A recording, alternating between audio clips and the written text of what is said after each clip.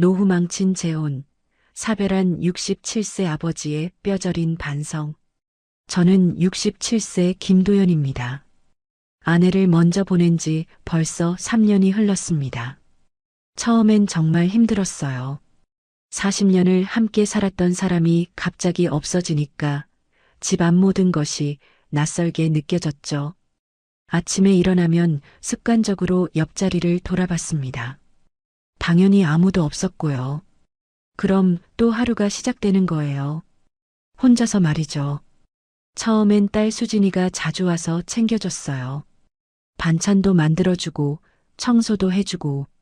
그런데 아이도 이혼하고 손주 키우느라 바쁘잖아요. 제가 계속 의존할 수는 없었습니다. 그러던 어느 날이었습니다. 같은 동네 살던 김씨 아저씨 장례식에 갔어요. 몇 년 전부터 아팠던 분인데 결국 가게 됐더라고요. 조문을 마치고 나오는데 낯익은 분이 계시는 거예요. 이선희였습니다. 예전에 보험 들 때 한두 번 본 적이 있던 분이에요. 이선희도 저를 알아봤나 봐요. 서로 인사를 나눴죠. 참 안 됐네요. 김씨 아저씨도 참 좋은 분이었는데. 이선희가 말하더라고요. 목소리가 참 따뜻했어요. 그러게요. 부인 먼저 보내고 혼자 산 지 몇 년 됐는데 이제 따라가는군요. 제가 그렇게 대답했더니 이선희 표정이 조금 어두워지더라고요. 저도 남편 먼저 보냈거든요. 혼자 사는 게 쉽지 않죠. 그 말을 들으니까 뭔가 통하는 게 있었어요. 같은 처지구나 싶었습니다. 장례식장에서 나와서 커피 한잔 하게 됐어요. 이야기를 나누다 보니까 정말 비슷한 상황이더라고요. 이선희도 남편 잃고 2년 정도 혼자 살고 있었어요. 혼자 밥 먹는 게 제일 서러워요.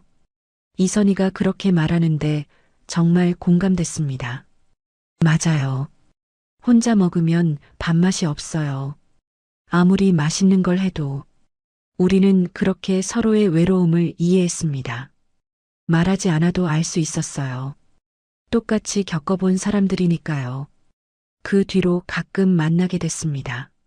시장에서 우연히 만나기도 하고 산책하다 마주치기도 하고 그럴 때마다 반가웠어요. 나이 비슷한 사람과 이야기할 수 있다는 게 몇 달 지나니까 마음이 편해지더라고요. 혼자가 아니라는 느낌이었어요. 누군가 제 이야기를 들어주고 공감해주는 사람이 있다는 게 이렇게 큰 위로가 될 줄 몰랐습니다. 그러다 어느 날 용기를 냈어요. 이렇게 혼자씩 살 것 없이 우리 같이 살면 어떨까요? 이선희도 같은 생각을 하고 있었나 봐요. 크게 놀라지 않았거든요. 저도 그런 생각 해봤어요. 이 나이에 혼자 살기엔 너무 외로워요. 그렇게 재혼을 결심하게 됐습니다. 사랑이라고 하기엔 뭔가 부족했지만 서로를 이해하고 의지할 수 있는 사람이라고 생각했어요. 외로움에서 벗어날 수 있다는 희망이 컸습니다. 주변에서는 신중하게 생각해 보라고 했어요. 자식들 의견도 물어보고 더 알아본 다음에 결정하라고요. 하지만 저는 그런 말들이 귀에 들어오지 않았습니다.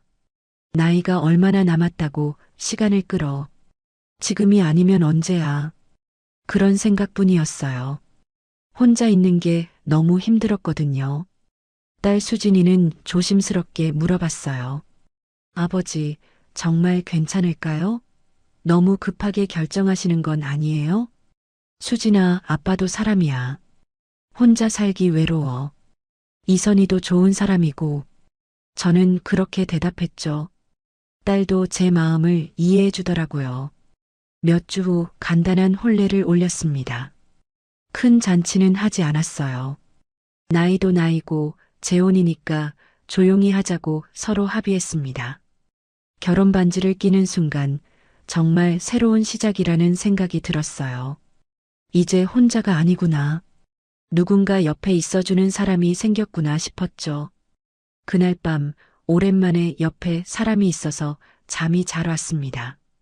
이선희의 작은 숨소리가 들려서 마음이 편안했어요.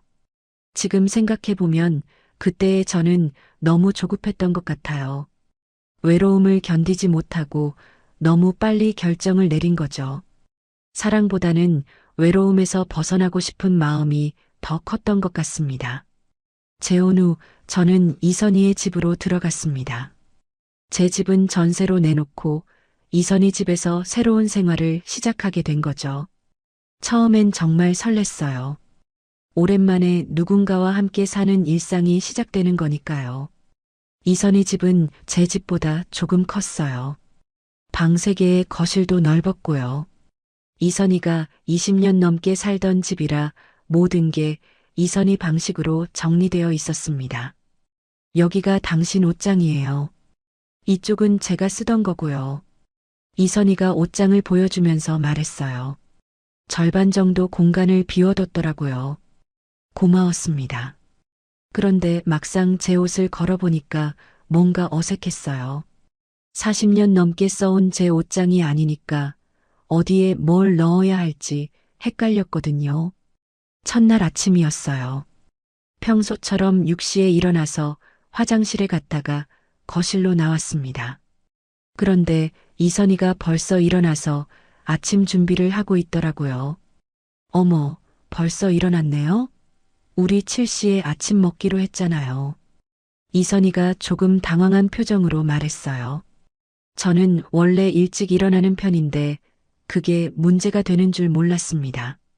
아, 제가 원래 일찍 일어나는 편이에요. 습관이라. 그래도 같이 사는 거니까 시간을 맞춰야죠. 너무 일찍 일어나면 저도 신경 쓰여요. 이선희의 말이 틀린 건 아니었어요. 부부가 된 이상 서로 배려해야죠. 그래서 그 다음 날부터 7시까지 침실에서 기다렸다가 나왔습니다. 아침 식사도 달랐어요. 저는 간단하게 밥에 김치, 된장국 정도면 충분했는데 이선희는 반찬을 여러 개 차려놨어요. 정성스럽긴 했지만 뭔가 부담스러웠습니다. 많이 드세요. 남자분들은 아침을 든든히 드셔야 해요. 이선희가 밥을 더 퍼주면서 말했어요. 고마웠지만 저는 원래 아침을 많이 안 먹거든요. 그런데 남기기도 미안하고요. 식사 후에 설거지를 하려고 했더니 이선희가 말렸어요. 설거지는 제가 할게요. 남자가 뭘? 아니에요. 제가 할 수 있어요. 처음부터 역할을 정확히 해야죠. 밭일은 남자가, 집안일은 여자가 하는 게 맞아요. 이선희가 단호하게 말하더라고요. 저는 아내가 살아있을 때도 설거지 정도는 도와줬거든요. 그런데 여기서는 그러면 안 되는 분위기였어요. 며칠 지나니까 더 구체적인 규칙들이 생겼어요. 아침은 7시, 점심은 12시, 저녁은 6시. 정확한 시간이었습니다. 외출할 때는 미리 말하고 몇 시에 들어올지도 알려줘야 했어요. 부부는 서로 어디 있는지 알아야 해요. 그래야 안심이 되죠. 이선희가 그렇게 말했을 때 저는 이해했어요. 맞는 말이니까요. 그런데 막상 해보니까 답답했습니다. TV 시청도 마찬가지였어요. 저녁 식사 후에 거실에서 TV를 보는데 채널 선택권이 이선희에게 있더라고요. 당신은 뭘 보고 싶어요? 물어보긴 했지만 제가 보고 싶은 프로그램을 말하면 이런 반응이었어요. 그건 너무 시끄러워요. 이거 보면 안 될까요? 이선희가 좋아하는 프로그램으로 바뀌곤 했습니다. 처음엔 양보하는 마음이었는데 매일 그러니까 제가 보고 싶은 건 언제 볼 수 있나 싶었어요. 화장실 사용도 순서가 있었어요. 이선희가 먼저 쓰고 그 다음에 제가 쓰는 거예요. 아침에 급할 때도 기다려야 했습니다. 여자가 준비할 게 더 많잖아요. 이해해 주세요. 그럴 때마다 이선희가 그렇게 말했어요. 틀린 말은 아니지만 저도 사람인데 급할 때가 있거든요. 가장 불편했던 건 손님 접대 방식이었어요. 어느 날 제 친구가 집에 왔는데 이선희가 차를 타주면서 이런 말을 했어요. 우리 신랑이 평소에 집에서 말이 없어서요. 밖에서는 어떤지 모르겠네요.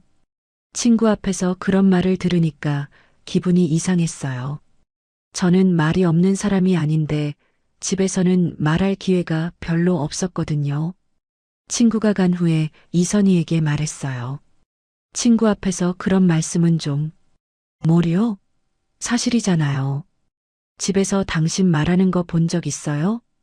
이선희가 반문했을 때 저는 할 말이 없었어요. 정말 집에서 말을 안 했거든요. 말할 기회도 말할 내용도 별로 없었으니까. 잠자리도 달랐어요. 저는 원래 10시 반 정도에 자는 편인데 이선희는 11시 반에 잤어요. 함께 자야 한다고 해서 기다렸다가 잤습니다. 그런데 아침엔 일찍 깨면 안 되고요. 수면 패턴이 바뀌니까 몸이 피곤했어요. 그렇다고 먼저 자러 들어갈 수도 없는 분위기였습니다. 부부는 같이 자야죠. 따로따로 자면 무슨 부부예요. 이선희의 말이 맞긴 했지만 저는 점점 지쳐갔어요. 몇 주 지나니까 제 일상이 완전히 바뀌어 있었습니다. 일어나는 시간, 먹는 시간, 자는 시간, 심지어 화장실 가는 시간까지 모든 게 이선희 기준에 맞춰져 있었어요. 처음엔 배려라고 생각했는데 점점 통제받는 느낌이 들었습니다. 그런데 뭐라고 말할 수도 없었어요. 이선희가 나쁜 의도로 하는 게 아니라는 걸 알았거든요. 이게 다 당신을 위해서예요. 규칙적인 생활이 건강에 좋잖아요. 이선희는 항상 그렇게 말했어요. 틀린 말이 아니었습니다. 그런데 왜 이렇게 답답한 걸까요? 저는 불편했지만 말하지 않았습니다. 괜히 트집 잡는 사람처럼 보이고 싶지 않았거든요. 게다가 이선희가 정성스럽게 챙겨주는 건 사실이니까 제가 이기적인 건 아닌가 싶었어요. 그렇게 하나둘씩 제 생활 방식은 사라졌습니다. 67년을 살아오면서 만들어진 제 습관들이 몇 달 만에 완전히 바뀌어 버린 거죠. 가끔 혼자 있을 때 생각했어요. 이게 정말 제가 원했던 생활인가 하고요. 외로움에서 벗어나긴 했지만 뭔가 다른 종류의 답답함이 생겼습니다. 재혼한 지 2달 정도 지났을 때였어요. 이선희의 아들 박민재가 처음 집에 왔습니다. 38살이라고 들었는데 생각보다 왜소한 체격이었어요. 인사는 정중하게 했습니다. 어머니가 많이 얘기해 주셨어요. 잘 부탁드립니다. 박민재가 고개 숙여 인사하더라고요. 첫인상은 나쁘지 않았어요. 예의 바르고 조용한 사람 같았습니다. 아들이 사업을 했는데 요즘 어려워서요. 가끔 와서 밥 먹고 갈 거예요. 이선희가 미리 얘기해 줬거든요. 저는 당연히 괜찮다고 했죠. 아들이 어려울 때 어머니가 도와주는 게 당연하니까요. 그런데 박민재가 오는 횟수가 점점 늘어났어요. 처음엔 일주일에 1번 정도였는데 나중엔 거의 매일 왔습니다. 그것도 저녁 시간에 맞춰서요. 민재야 왔구나. 빨리 와서 앉아. 이선희가 아들을 보는 눈이 완전히 달라지더라고요. 제게 할 때와는 전혀 다른 목소리였어요. 부드럽고 다정했습니다. 박민재가 오면 식탁 분위기도 바뀌었어요. 저는 평소처럼 조용히 밥을 먹는데 두 사람은 계속 이야기를 했거든요. 요즘 일은 어때? 아직 힘들어요. 그런데 새로운 아이템을 알아보고 있어요. 돈은 얼마나 필요한데? 한 300만 원 정도면 될 것 같아요. 그런 대화를 제 앞에서 자연스럽게 했어요. 마치 제가 없는 것처럼요. 저는 그냥 듣고만 있었습니다. 끼어들 타이밍도 없었고요. 박민재가 간 후에 이선희에게 물어봤어요. 아들이 사업 자금이 필요한가 보네요. 그냥 듣기만 해요. 당신이 신경 쓸 일 아니에요. 이선희가 단호하게 말했어요. 저는 신경 쓴다고 말한 게 아니라 그냥 물어본 건데 선을 그어버리더라고요. 몇 주 지나니까 박민재가 거의 매일 오게 됐어요. 그런데 이상한 건 저녁 시간에만 오는 게 아니라 낮에도 왔다 갔다 하더라고요. 심지어 제가 없을 때 와서 있다가 가기도 했습니다. 어느 날 외출했다가 일찍 들어왔는데 박민재가 거실 소파에 누워서 TV를 보고 있었어요. 깜짝 놀랐죠. 일찍 오셨네요. 박민재가 일어나면서 말했는데 전혀 민망해하지 않더라고요. 마치 자기 집인 것처럼요. 민재 씨도 여기 계셨네요. 어머니가 점심 차려주신다고 해서요. 그때 이선희가 부엌에서 나왔어요. 왔어요? 민재 점심 먹고 가려고요. 별일 아니라는 듯이 말하더라고요. 저는 뭔가 어색했지만 그냥 제 방으로 들어갔습니다. 그 뒤로 박민재가 있는 시간이 더 많아졌어요. 제가 집에 있을 때도 있고 없을 때도 있었죠. 점점 이 집에서 박민재가 차지하는 공간이 커지는 느낌이었어요. 가장 기분 나빴던 건 박민재가 제 자리에 앉아 있을 때였어요. 제가 주로 앉는 소파 자리 말이에요. 들어갔더니 박민재가 그 자리에서 편안하게 TV를 보고 있었습니다. 아, 죄송해요. 여기 아버지 자리였나요? 박민재가 일어나면서 물어봤어요. 그런데 표정이나 말투에서 미안해하는 느낌은 전혀 없었어요. 그냥 형식적으로 하는 말 같았죠. 아니에요, 괜찮아요. 저는 그렇게 대답하고 다른 자리에 앉았습니다. 그런데 이상했어요. 제가 왜 제 집에서 눈치를 봐야 하는 걸까요? 더 문제가 된 건 집안일 결정 과정이었어요. 어느 날 거실 커튼을 바꾼다고 하더라고요. 그런데 저는 전혀 모르는 일이었어요. 언제 바꾸기로 했어요? 어제 민재랑 상의했어요. 너무 낡았잖아요. 이선희가 당연하다는 듯이 말했어요. 저는 커튼이 낡았다고 생각해 본 적이 없었는데 언제 그런 결정이 내려진 건지 몰랐습니다. 저한테도 물어보시지 그랬어요. 별일 아닌데 뭘 그래요? 커튼 하나 바꾸는데. 이선희가 귀찮다는 표정으로 말했어요. 저는 커튼 바꾸는 게 문제가 아니라 저한테 아무 말 없이 결정된 게 기분 나빴거든요. 그런 일들이 계속 반복됐어요. 거실 선반 정리, 화분 위치 바꾸기, 심지어 인터넷 요금제 변경까지 모든 결정이 이선희와 박민재 사이에서 이뤄졌고 저는 나중에 결과만 통보받는 사람이 됐습니다. 결정적인 사건은 보일러 수리 때였어요. 어느 날 보일러가 고장 났는데 제가 알던 업체에 연락하려고 했어요. 제가 아는 곳이 있어서요. 가격도 저렴하고 신뢰할 만해요. 그렇게 말했더니 이선희가 말했어요. 민재가 이미 연락했어요. 민재 친구가 그쪽 일한다고 하네요. 그래도 여러 곳 알아보고 결정하는 게 이미 정해진 일인데 왜 자꾸 말을 바꿔요? 이선희가 짜증스럽다는 표정으로 말했어요.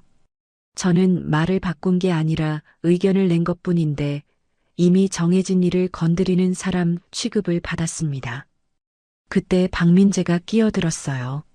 아저씨는 그냥 가만 계세요. 제가 다 알아서 할게요. 그 한마디에 저는 완전히 멈춰버렸어요. 아저씨는 그냥 가만 계세요. 그 말이 제 머릿속에서 계속 맴돌았습니다. 67살 먹은 제가 38살한테 그냥 가만 계시라는 말을 들은 거예요. 그것도 제가 살고 있는 집에서 말이죠. 물론 법적으로는 이선희 집이지만 저도 여기서 사는 사람인데요. 그 순간 이 집에서 제가 어떤 위치인지 분명해졌습니다.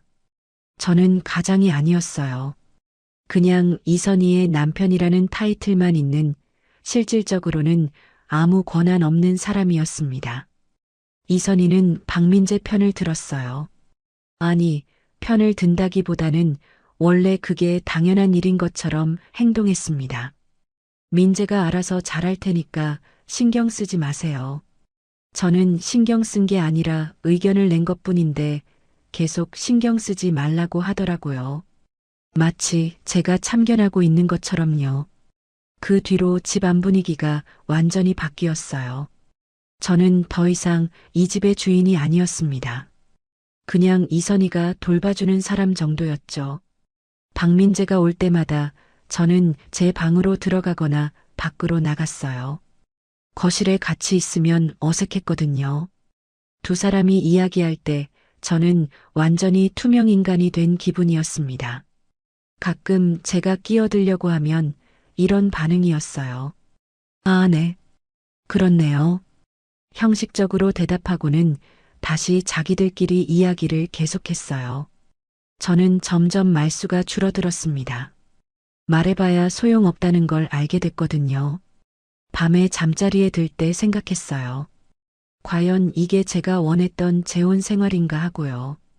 외로움은 덜어졌지만 다른 종류의 외로움이 생겼습니다. 사람들 사이에서 느끼는 외로움이요. 제 딸 수진이는 3년 전에 이혼했습니다. 남편이 사업 실패하고 술까지 마시기 시작하면서 견디다 못해 헤어진 거예요. 그때 손주가 초등학교 4학년이었는데 지금은 중학교 1학년이 됐습니다. 수진이는 혼자서 아이를 키우며 살고 있어요. 마트에서 파트타임으로 일하고 주말엔 식당에서 설거지 일도 해요. 그래도 아이 학원비며 생활비가 빠듯하더라고요. 제가 가끔 수진이네 집에 갔을 때 보면 정말 어려워 보였어요. 냉장고에 반찬도 별로 없고 수진이는 살이 많이 빠져 있었습니다. 아빠, 괜찮아요. 저희 잘 살고 있어요. 수진이는 항상 그렇게 말했지만 제 눈에는 안 괜찮아 보였어요. 특히 손주가 학원을 그만두고 싶다고 할 때는 마음이 아팠습니다. 할아버지, 저 학원 안 가고 싶어요. 손주가 그렇게 말할 때 수진이 표정이 어두워지더라고요. 왜? 재미없어? 아니에요. 엄마가 힘들어 보여서요. 초등학생이 그런 말을 하다니 제 마음이 무너지는 것 같았어요. 그래서 저는 몇 달 전부터 손주 학원비를 보태주기 시작했습니다. 한 달에 30만 원 정도였어요. 제 연금에서 충분히 낼 수 있는 금액이었죠. 처음에 수진이는 받지 않으려고 했어요. 아빠, 저희가 알아서 할게요. 아빠도 이제 혼자 사시는데 돈이 많이 들잖아요. 수진아, 아빠는 괜찮아. 연금도 나오고 손주 교육비 정도는 할아버지가 도와줘야지. 겨우 설득해서 받게 만들었어요. 수진이도 정말 필요했나 봐요. 그 뒤로는 고맙다는 인사를 계속했습니다. 재혼하고 나서도 계속 보냈어요. 이선희에게는 따로 말하지 않았습니다. 결혼 전에 각자 연금은 각자가 관리하기로 했거든요. 생활비는 반반 내고 나머지는 개인적으로 쓰기로 한 거였어요. 그런데 어느 날 문제가 생겼습니다. 이선희가 제 통장을 봤어요. 은행에서 돌아온 제가 통장을 거실 테이블에 놔뒀는데 이선희가 그걸 본 거죠. 이게 뭐예요? 이선희가 통장을 들고 물어봤어요. 수진이한테 보낸 30만 원이 적혀 있었습니다. 아, 그건 딸한테 보낸 거예요. 왜 딸한테 돈을 보내요? 이선희 목소리가 차가워졌어요. 뭔가 잘못됐다는 느낌이 들었지만 솔직하게 대답했습니다. 손주 학원비 도와주는 거예요. 수진이가 혼자 키우느라 힘들어해서요. 그때 이선희 얼굴이 확 변했어요. 왜 우리 집 돈을 내 딸한테 써요? 각자 연금은 각자 쓰기로 했잖아요. 그건 개인 용돈 얘기였지.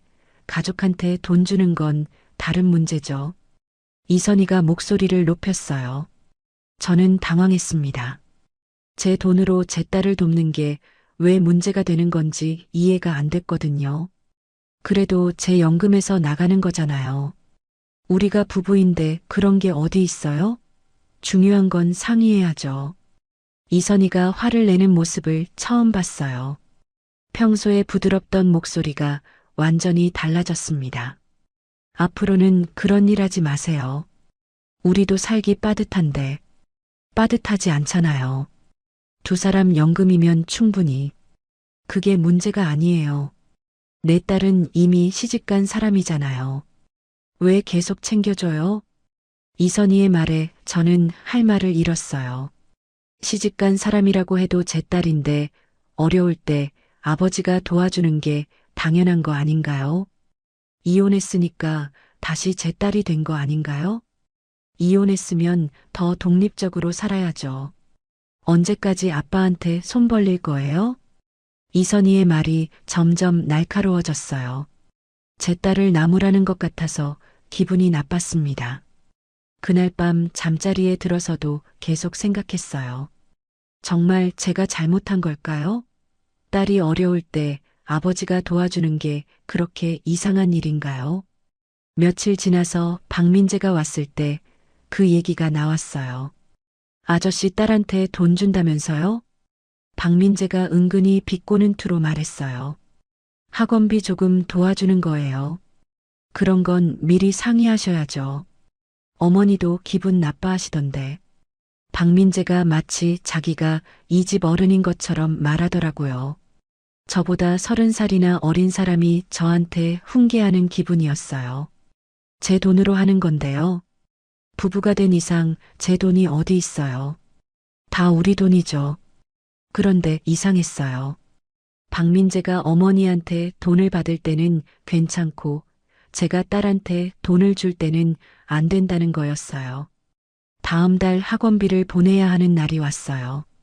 수진이한테 전화했는데 학원비가 올랐다고 하더라고요. 아빠, 이번 달은 안 보내주셔도 돼요. 제가 알아서 할게요. 수진이가 조심스럽게 말했어요. 아마 제가 재혼했으니까 눈치를 보는 것 같았어요. 괜찮아. 아빠가 보내줄게. 그렇게 말했지만 막상 돈을 보내려니까 고민이 됐어요. 또 이선희한테 들키면 큰일 날 것 같았거든요. 그래서 이선희가 외출한 사이에 은행에 가서 보냈어요. 그리고 통장은 제 방 서랍 깊숙이 숨겨놨습니다. 아버지가 딸을 돕는 일을 숨어서 해야 한다니. 67년을 살면서 이런 기분은 처음이었어요. 뭔가 죄를 짓는 것 같은 기분이었습니다. 그 뒤로는 더 조심해서 보냈어요.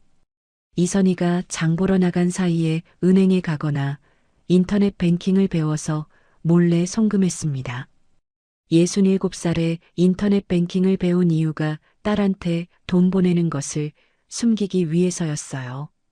어느 날은 이선희가 의심스럽다는 표정으로 물어봤어요. 요즘 자주 외출하시네요? 그냥 산책 좀 하고 오는 거예요. 거짓말을 해야 했어요. 은행에 간 걸 들키면 또 화낼까 봐서요. 수진이는 돈을 받을 때마다 고마워했지만 저는 점점 마음이 무거워졌어요. 왜 제가 제 딸을 도와주는 일을 이렇게 숨어서 해야 하는 건가요? 가끔 수진이가 전화해서 안부를 물어볼 때도 이선희 눈치를 봐야 했어요. 누구 전화해요? 딸이에요. 또 돈 달라고 하나요? 이선희가 의심스럽다는 표정으로 물어봤어요. 저는 그럴 때마다 마음이 아팠습니다. 아니에요. 그냥 안부 묻는 거예요. 수진이와 통화할 때도 자연스럽게 할 수 없었어요. 이선희가 옆에서 듣고 있으면 말이 짧아졌거든요. 아빠, 무슨 일 있어요? 목소리가 어두워요. 수진이가 걱정스럽게 물어봤지만 뭐라고 대답해야 할지 모르겠더라고요. 딸한테 새 어머니 때문에 힘들다고 할 수도 없잖아요. 그렇게 몇 달이 지나면서 저는 점점 위축됐어요. 아버지가 딸을 돕는 일이 눈치 보고 몰래 해야 할 일이 된 거죠. 67년을 살면서 이런 기분을 느껴본 적이 없었습니다. 추석이었습니다. 재혼 후 처음 맞는 명절이라 저도 긴장됐어요. 이선희는 며칠 전부터 준비에 한창이었습니다. 우리 집에서 모이는 게 어때요? 넓기도 하고. 이선희가 그렇게 제안했을 때 저는 좋다고 했어요. 수진이와 손주도 올 수 있고 이선희 가족들과도 친해질 수 있는 기회라고 생각했거든요. 민재 형님네도 오시고 민재도 와요. 우리 가족 다 모이는 거죠. 이선희가 환하게 웃으며 말했어요. 박민재 형이 있다는 걸 그때 알았습니다. 서울에서 회사 다니는 분이라고 하더라고요. 며칠 전부터 집안이 바빠졌어요.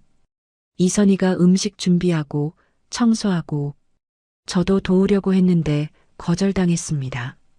손님 접대 준비는 제가 할게요. 당신은 그냥 계세요. 그렇게 말하면서도 이선희는 신경이 많이 쓰이는 것 같았어요. 처음으로 새 남편 가족을 만나는 거니까요. 명절 당일 아침 일찍부터 사람들이 오기 시작했어요. 먼저 박민재가 왔고 1시간 후에 민재 형님네 가족이 왔습니다. 형님은 40대 중반쯤 돼 보였고 형수님과 고등학생 조카까지 왔어요. 안녕하세요. 처음 뵙겠습니다. 형님이 정중하게 인사했어요. 형수님도 마찬가지였고요. 첫인상은 좋았습니다. 제 딸 수진이와 손주는 오후에 올 예정이었어요. 그러니까 오전에는 이선희 가족들만 있었던 거죠. 이선희가 정말 바쁘게 움직였어요.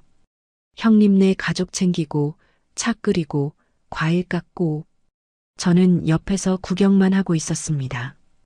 도연 씨는 어떤 일 하셨어요? 형님이 저에게 관심을 보였어요. 버스 기사였어요. 은퇴하고 지금은 연금 받으며 살고 있습니다.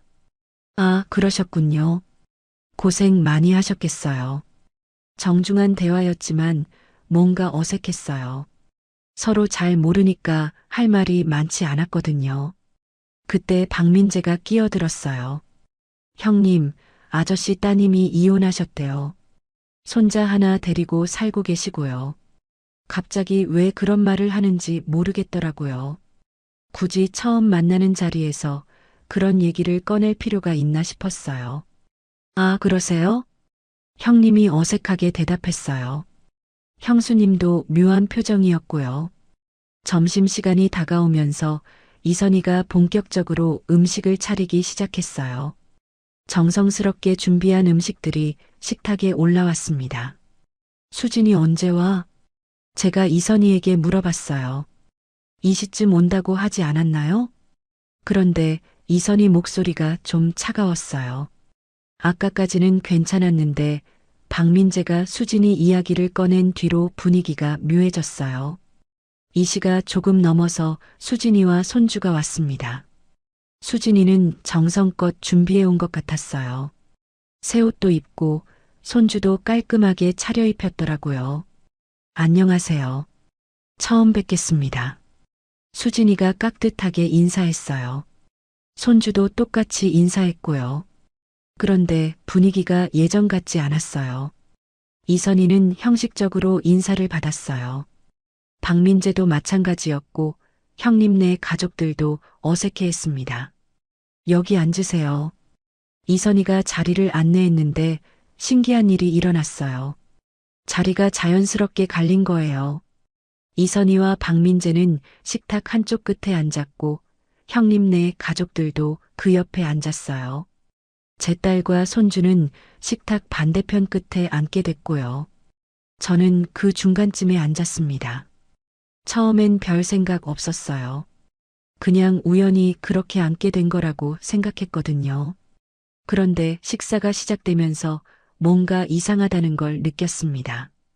음식 서빙도 달랐어요. 이선희가 먼저 형님네 가족들부터 챙겨줬고 그 다음이 박민재, 저는 그 다음이었어요. 제 딸과 손주는 마지막이었습니다. 더 드세요. 많이 준비했어요. 이선희가 형님네 가족들에게는 정말 친절했어요.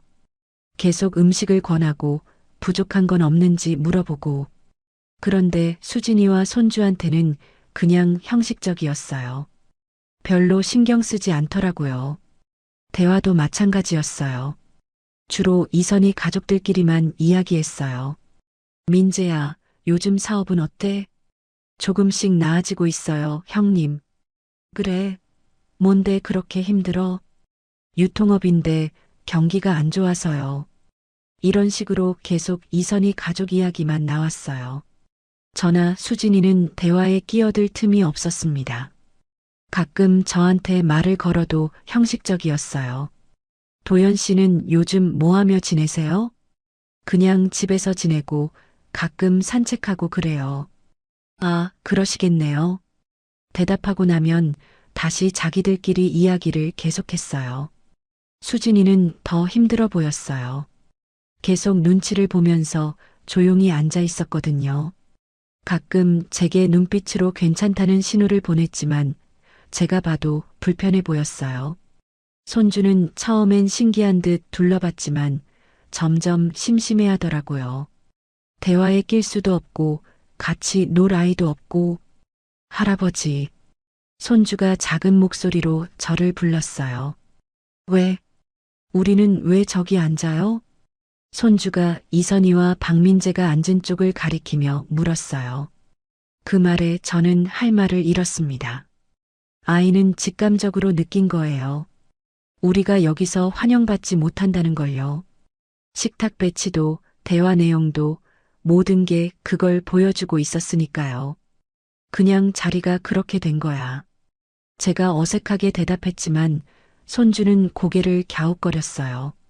아이 눈에도 이상해 보이는 거죠. 식사가 끝나고 차를 마실 때도 마찬가지였어요. 이선희는 형님네에게는 정말 친절했지만 수진이한테는 별로 관심이 없었어요. 수진 씨는 어떤 일 하세요? 형수님이 그나마 수진이에게 말을 걸었어요. 마트에서 일해요. 아, 그러세요. 힘들겠네요. 괜찮아요. 수진이가 짧게 대답했어요. 더 이야기하고 싶어도 분위기가 그렇지 않았거든요. 박민재는 손주한테도 별로 관심이 없었어요. 형님네 조카한테는 이것저것 물어보면서 관심을 보였는데 제 손주한테는 거의 말도 안 걸었습니다. 시간이 갈수록 저는 더 불편해졌어요. 이게 정말 가족 모임이 맞나 싶었거든요. 완전히 두 개의 그룹으로 나뉘어 있었어요. 이선희와 박민재, 형님네 가족이 한 그룹이고 저와 수진이, 손주가 다른 그룹인 거죠. 같은 식탁에 앉아 있지만 완전히 따로 놀고 있었습니다. 저녁 시간이 다가오면서 수진이가 일어났어요. 저희는 이만 가볼게요. 벌써? 저녁도 하고 가지. 제가 말했지만 수진이는 고개를 저었어요. 아니에요, 아빠. 집에서 할 일이 있어서요. 수진이 표정을 보니까 더 있고 싶지 않아 하는 것 같았어요. 저도 이해됐습니다. 수진이와 손주가 간 후에 분위기가 확 달라졌어요. 이선희가 훨씬 편해 보였고 대화도 더 활발해졌습니다. 그날 밤 잠자리에서 생각했어요. 오늘 하루 동안 제가 본 건 뭐였을까요? 가족이었을까요? 아니면 남남이었을까요? 아이의 한마디가 계속 머릿속에서 맴돌았어요. 할아버지, 우리는 왜 저기 앉아요? 그 말에 그날의 모든 분위기가 설명된 것 같았습니다. 우리는 이 집에서 진짜 가족이 아니었어요. 그냥 함께 사는 사람들일 뿐이었습니다. 명절이 지나고 일주일쯤 후였어요. 집 안 분위기가 여전히 어색했습니다. 명절 때 일어난 일들이 자꾸 생각나더라고요. 그러던 어느 날 옛 직장 동료인 정수 형에게서 전화가 왔어요. 도연아, 요즘 어떻게 지내? 그냥 그럭저럭이요, 형. 우리 오랜만에 만나자. 창호도 부를게. 예전 얘기나 하면서. 정수 형은 저보다 5살 위였고 창호는 제 나이 또래였어요. 모두 같은 버스 차고지에서 일했던 동료들이었습니다. 어디서 만날까요? 동네 커피숍에서 만나자. 3시쯤 어때? 오랜만에 친구들을 만난다는 생각에 기분이 좋아졌어요. 요즘 집에서 말할 사람이 별로 없었거든요. 이선희에게 말했어요. 옛날 직장 동료들 만나고 올게요. 누구요? 정수 형이랑 창호요. 같이 일했던 사람들이에요. 어디서 만나는데요? 동네 커피숍에서요. 이선희가 별로 관심 없다는 표정으로 고개를 끄덕였어요. 평소처럼 몇 시에 들어올지 물어보더라고요. 5시쯤 올게요. 너무 늦지 마세요. 저녁 준비해야 하니까. 그렇게 말하고 나왔는데 마음이 가벼웠어요. 오랜만에 제 사람들을 만나는 거니까요. 커피숍에 가니까 정수 형이 먼저 와 있었어요. 도연아. 오랜만이다. 정수 형이 반갑게 맞아줬어요. 얼굴이 좀 늙긴 했지만 여전히 밝은 표정이었어요. 형도 오랜만이에요. 건강하세요? 그럭저럭이지. 나이 들어가니까 여기저기 아프긴 해. 잠깐 후에 창호도 왔어요. 야, 도연아. 정말 오랜만이다. 창호야, 잘 있었어? 우리는 자연스럽게 옛날 이야기를 시작했어요. 함께 일했던 시절, 힘들었던 일, 재미있었던 일들을 하나씩 떠올리면서요. 기억나? 그때 도연이가 새벽 첫차 운전하면서 졸아서 정류장 지나쳤던 적. 정수 형이 웃으면서 말했어요. 아, 그때요. 승객들이 얼마나 화냈는지, 죄송하다고 얼마나 사과했던지. 저도 웃으면서 대답했어요. 그때는 정말 당황스러웠는데 지금 생각해보니 웃긴 일이었어요. 그래도 도연이는 성실했어. 지각 한 번 안 하고. 창호가 말했어요. 성실하긴. 워낙 일찍 자고 일찍 일어나는 사람이라. 그렇게 이야기하다 보니까 기분이 정말 좋아졌어요. 오랜만에 편하게 웃을 수 있었거든요. 요즘은 뭐 하며 지내? 정수 형이 물어봤어요. 그냥 집에서 지내고 있어요. 연금 받으면서요. 재혼했다고 들었는데? 창우가 조심스럽게 물어봤어요. 네, 작년에 했어요. 어때? 혼자 사는 것보다 낫지? 글쎄요. 복잡하네요. 저도 모르게 솔직한 대답이 나왔어요. 뭐가 복잡해? 정수 형이 관심 있게 물어봤어요. 그래서 저는 요즘 겪고 있는 일들을 조금씩 이야기했어요. 아내 아들이 자주 와서 집안일에 간섭하고 저는 뭔가 외부인 같은 느낌이에요. 아, 그런 일이 있구나. 제 딸한테 용돈 주는 것도 눈치 보게 되고요. 친구들이 진지하게 들어주니까 그동안 쌓였던 이야기들이 터져나왔어요. 그건 좀 심하네. 자기 돈으로 자기 딸 도와주는데. 창우가 공감해 주었어요. 내가 보기엔 도연이가 너무 양보하는 것 같아. 남자가 너무 눈치 보면서 살면 안 되지. 정수형의 말에 저도 그런 생각이 들었어요. 정말 제가 너무 양보만 하고 사는 건 아닌가 하고요. 그래도 재혼한 이상 서로 맞춰가야죠. 맞춰가는 것과 무시당하는 건 다른 거지. 친구들의 말을 듣다 보니까 제가 지금까지 느꼈던 답답함이 뭔지 알 것 같았어요.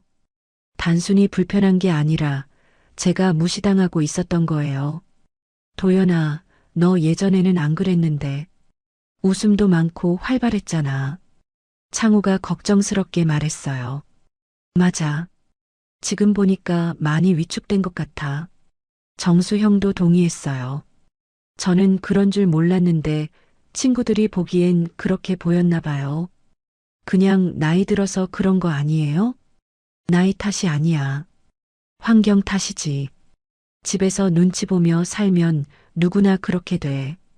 정수 형의 말이 전곡을 찔렀어요. 정말 저는 집에서 눈치만 보며 살고 있었거든요. 그러면서 옛날 이야기들이 더 나왔어요. 버스 기사 시절의 에피소드들, 함께 회식했던 일들, 서로 도와가며 일했던 기억들. 그때 도연이가 신입사원이었을 때 기억나? 첫 운행에서 떨면서. 아, 그때 정말 떨었어요. 승객들 앞에서 실수할까봐. 그런데 금방 적응했잖아. 워낙 성실하고 책임감이 강해서.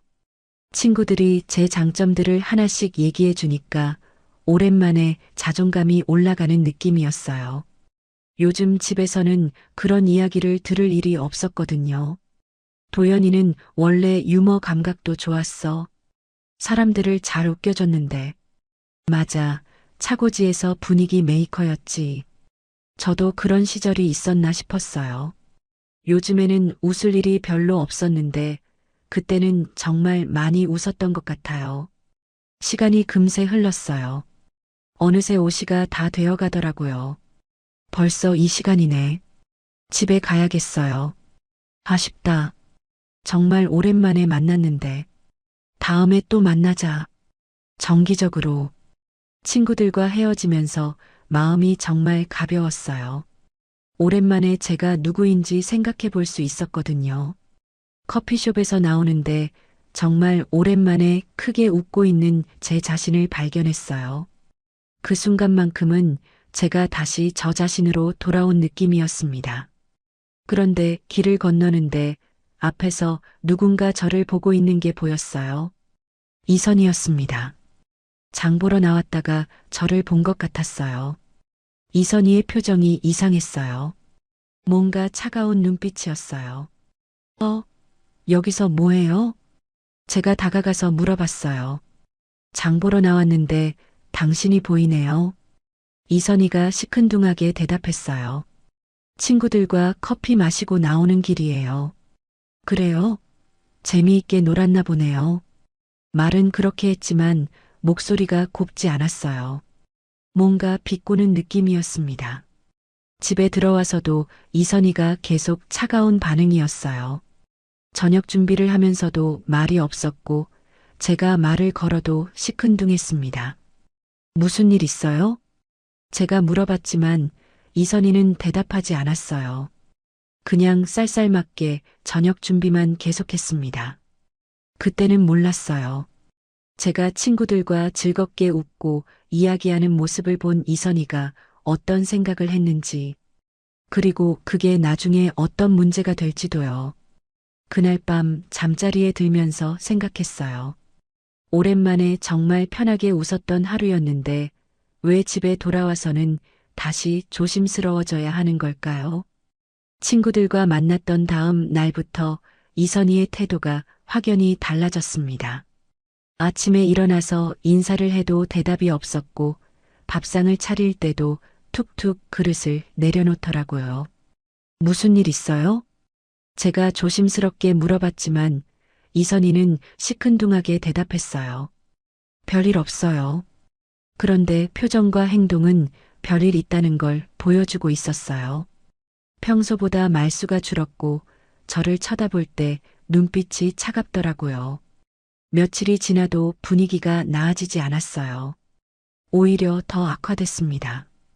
박민재가 와서 이선희와 뭔가 이야기를 나누는 걸 봤는데 제 쪽을 흘끗흘끗 쳐다보더라고요. 일주일쯤 후였을까요? 또 정수 형에게서 전화가 왔어요. 도연아, 이번엔 우리 집에서 만나자. 창호 부인도 오고 우리 마누라도 있을 거야. 집에서요? 응, 집 뒷마당에서 고기 구워 먹으면서 부인도 같이 오라고 해. 정수 형이 이선희까지 초대한 거예요. 좋은 기회라고 생각했어요. 이선희도 제 친구들과 친해지면 오해가 풀릴 수도 있을 것 같았거든요. 이선희에게 말해봤어요. 정수 형이 집에 놀러 오라고 하는데 같이 갈까요?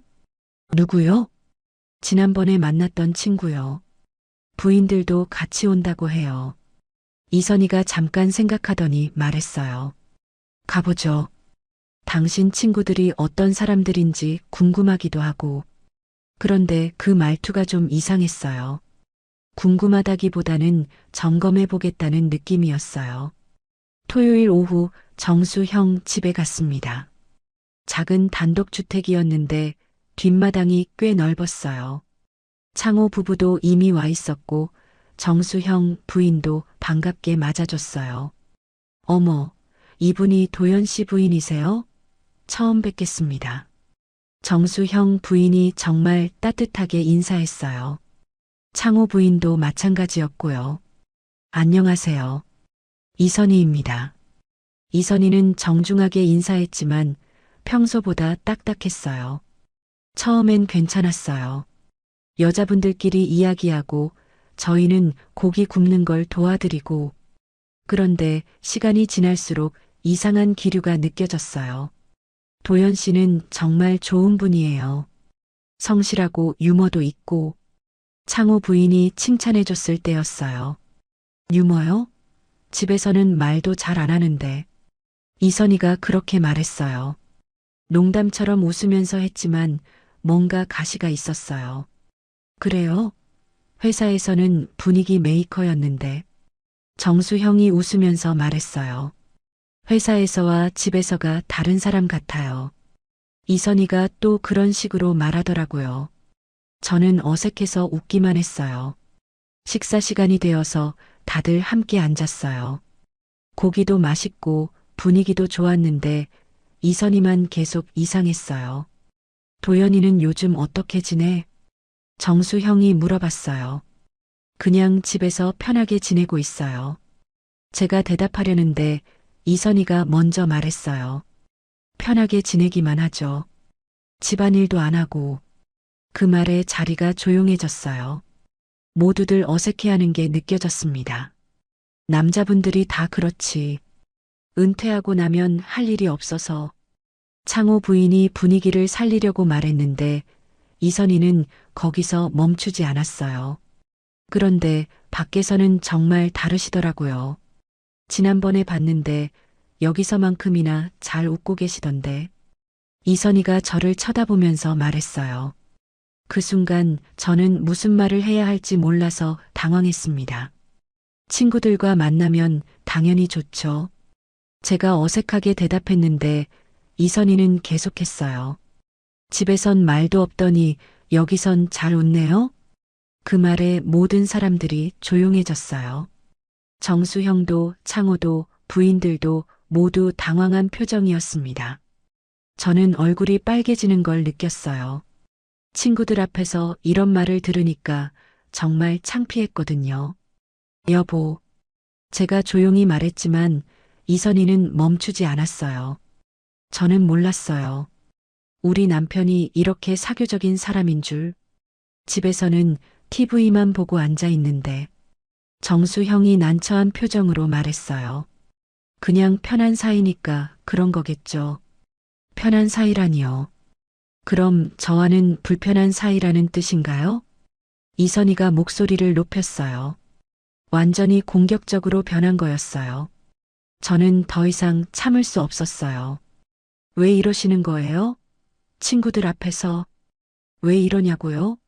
당신이 집에서는 말도 없이 있다가 밖에서는 이렇게 활발하게 구니까 신기해서 그래요. 이선희의 목소리가 더 커졌어요. 모든 사람들이 우리를 보고 있었습니다. 집에서 말 없는 건 별일 없어서 그런 거 아니에요? 별일 없어서요? 그럼 저와는 할 말이 없다는 뜻이네요. 이선희가 정말 화를 내기 시작했어요. 저는 어떻게 해야 할지 몰라서 당황했습니다. 부인, 너무 흥분하지 마세요. 정수형이 말리려고 했지만 이선희는 들으려 하지 않았어요. 흥분하지 말라고요? 제가 왜 흥분해요? 그냥 사실을 말하는 건데. 사실이 뭐예요? 제가 참지 못하고 물어봤어요. 집에서는 꿀먹은 벙어리처럼 있다가 밖에서는 이렇게 수다쟁이가 되는 게 사실 아니에요? 그 말에 제 체면은 완전히 바닥으로 떨어졌어요. 친구들이 저를 바라보는 눈빛이 달라졌거든요. 동정 어린 눈빛이었어요. 도연아, 우리 그냥 가자. 창호가 조용히 말했어요. 분위기가 완전히 깨진 걸 모두가 느끼고 있었습니다. 네, 저희가 실례했네요. 저는 일어서면서 말했어요. 정말 땅속으로 들어가고 싶었습니다. 아니에요, 도연 씨. 저희가 죄송해요. 정수형 부인이 미안해하면서 말했지만 저는 더 이상 그 자리에 있을 수 없었어요. 집으로 오는 길에 이선희는 아무 말도 하지 않았어요. 저도 마찬가지였고요. 차 안이 정말 조용했습니다. 집에 도착해서도 한동안 말이 없었어요. 저는 제 방으로 들어가서 문을 닫고 앉아 있었습니다. 그날 밤 잠이 오지 않았어요. 친구들 앞에서 당한 일이 계속 머릿속에서 맴돌았거든요. 정말 창피했어요. 다음 날 정수형에게서 전화가 왔어요.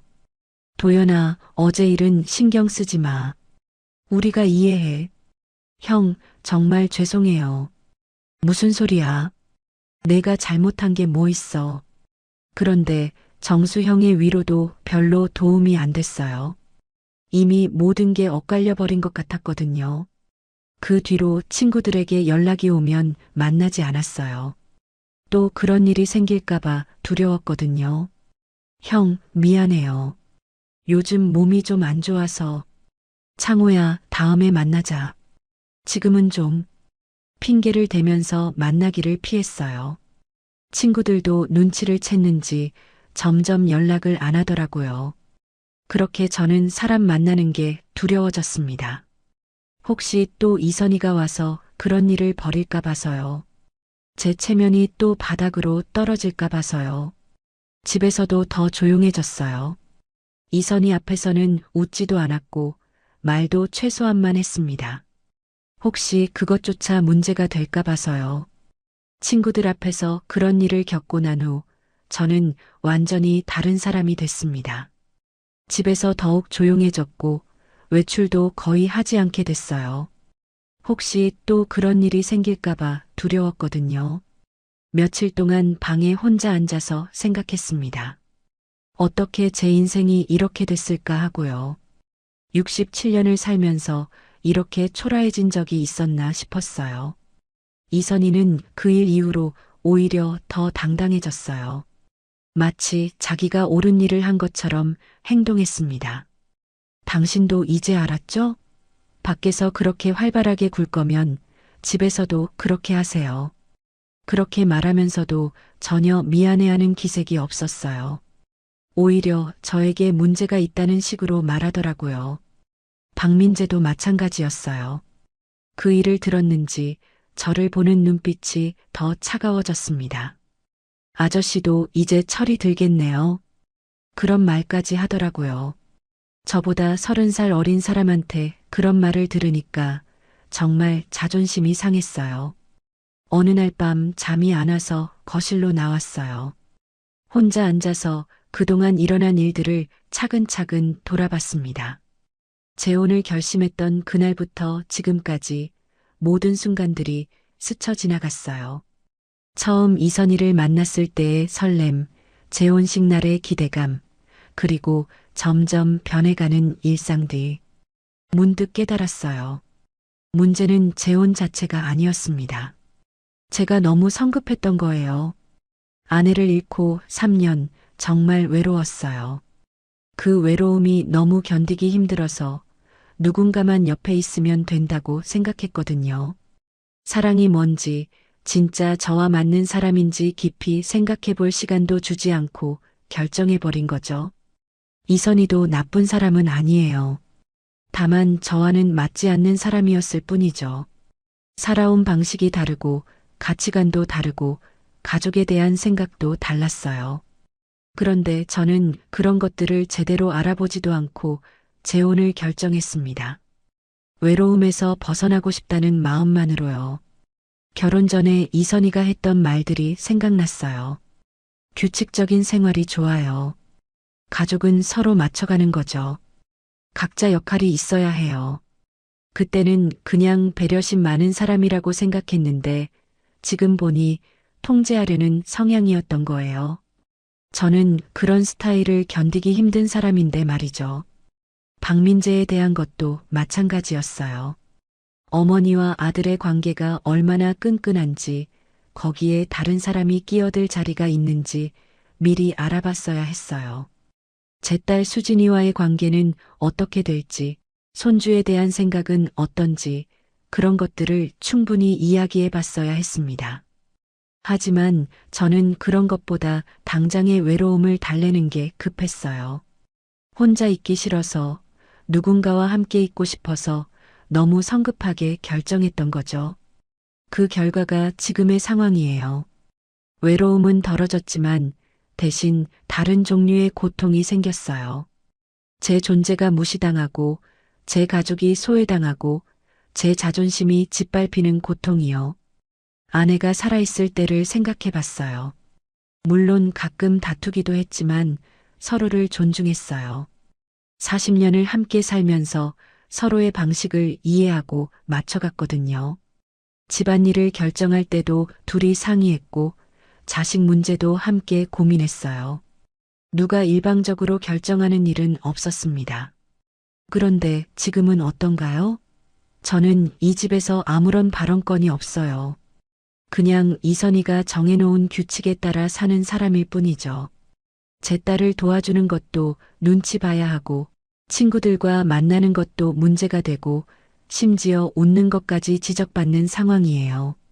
이게 제가 원했던 노후인가 생각해 보니까 절대 아니었어요.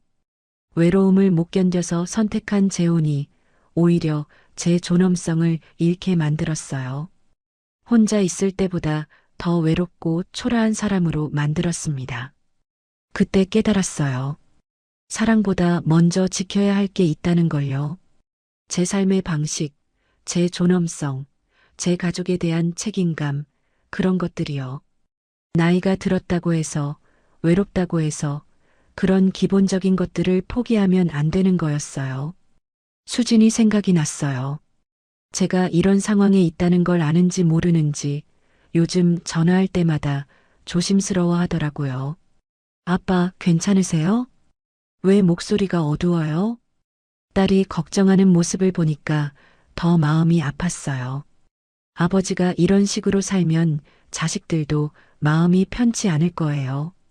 손주도 마찬가지였어요. 명절 때 할아버지, 우리는 왜 저기 앉아요? 라고 물었던 그 순간이 계속 생각났어요. 아이도 느끼고 있었던 거예요. 우리가 이 집에서 환영받지 못한다는 걸요. 그런 생각을 하다 보니까 정말 한심했어요. 67살까지 살면서 이런 기본적인 판단도 못했다니요. 외로움이라는 건 혼자 있어서 생기는 게 아니라 진짜 나를 이해해주는 사람이 없을 때 생기는 거더라고요. 이선희와 함께 있어도 저는 여전히 외로웠어요. 아니, 오히려 더 외로웠습니다. 혼자 있을 때는 그래도 제가 저 자신이었는데 지금은 제가 누군지도 모르겠어요. 눈치만 보고 사는 사람이 됐거든요. 그 순간 결심했어요. 이대로 살 수는 없다고요. 물론 쉽지 않을 거예요. 나이도 나이고 다시 혼자 살기도 막막하고. 하지만 이렇게 존엄성을 잃고 사는 것보다는 나을 것 같았어요. 혼자 앉아서 곰곰 생각해 보니까 정말 많은 것들이 보였어요. 제가 얼마나 성급했는지, 얼마나 준비 없이 결정했는지, 얼마나 중요한 것들을 놓쳤는지요. 재혼 자체가 나쁜 건 아니에요. 진짜 서로를 이해하고 존중하는 사람을 만난다면 나이가 들어서도 좋은 동반자가 될 수 있을 거예요. 하지만 저처럼 외로움 때문에, 조급함 때문에 선택하면 안 되는 거였어요. 충분히 알아보고, 충분히 이야기해보고, 정말 맞는 사람인지 확인해 본 다음에 결정해야 하는 거였습니다. 노후를 망친 건 사랑이 아니었어요. 제 성급한 선택이었습니다. 이제 저는 여러분께 묻고 싶어요. 만약 여러분이 저와 같은 상황이라면 외로움 때문에 이런 선택을 하시겠습니까? 아니면 혼자 있더라도 여러분의 존엄성을 지키시겠습니까? 67년을 살면서 이제야 깨달았지만 진짜 중요한 건 누군가와 함께 있는 게 아니라 나 자신을 잃지 않는 거더라고요.